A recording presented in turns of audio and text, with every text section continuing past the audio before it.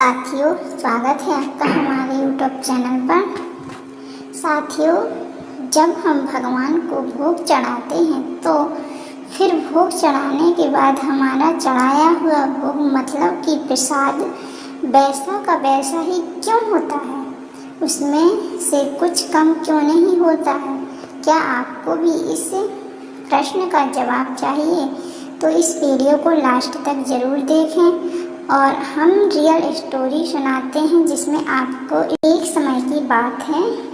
एक दिन एक लड़के ने क्लास में अपने टीचर से प्रश्न पूछा कि गुरुजी, हम भगवान को भोग चढ़ाते हैं तो फिर उस भोग में से भगवान कुछ लेते क्यों नहीं हैं?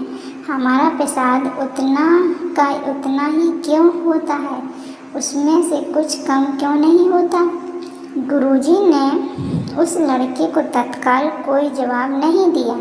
उन्होंने उस बच्चे से कहा कि मैं तुम्हें इसका जवाब कुछ समय बाद देता हूँ। उस दिन गुरुजी ने पाठ के अंत में एक श्लोक पढ़ाया। पाठ पूरा करने के बाद गुरुजी ने सभी शिष्यों से कहा कि वे सब पुस्तक में से देखकर श्लोक कंठ कर लें। करीब 1 घंटे बाद गुरु ने प्रश्न करने वाले शिष्य से पूछा कि उसे श्लोक याद हुआ कि नहीं। उस शिष्य ने पूरा श्लोक शुद्ध गुरु को सुना दिया। फिर भी गुरु ने सिर नहीं में हिलाया। शिष्य ने गुरु से कहा, अगर आप चाहो तो आप पुस्तक ले लो। श्लोक बिल्कुल वैसा ही है मैंने जैसा आपको सुनाया है। गुरु ने पुस्तक दिखाते कहा, श्लोक तो पुस्तक में ही है, तो तुम्हें कैसे याद हो गया? शिष्य ने कुछ नहीं कहा। गुरु ने कहा, पुस्तक में तो श्लोक है, वह स्थूल रूप में है। तुमने जब श्लोक पढ़ा तो वह सूक्ष्म रूप में तुम्हारे अंदर प्रवेश कर गया।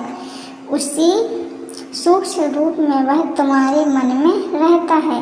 इतना ही नहीं, जब तुमने इसको पढ़कर कंठस्थ कर दिया तब भी पुस्तक के स्थूल रूप में श्लोक में कोई कमी नहीं आई। इसी प्रकार पूरे विश्व में रहते परमात्मा हमारे द्वारा चढ़ाए गए भोग को सूक्ष्म रूप में ग्रहण करते हैं और उससे स्थूल रूप के वस्तु में कोई कमी नहीं होती है। उसी को हम प्रसाद के रूप में स्वीकार करते हैं। शिष्य को इसका जवाब मिल गया। साथियों, इस वीडियो को हमारे चैनल को सब्सक्राइब करें, लाइक करें, शेयर करें, सभी दोस्तों को शेयर करें।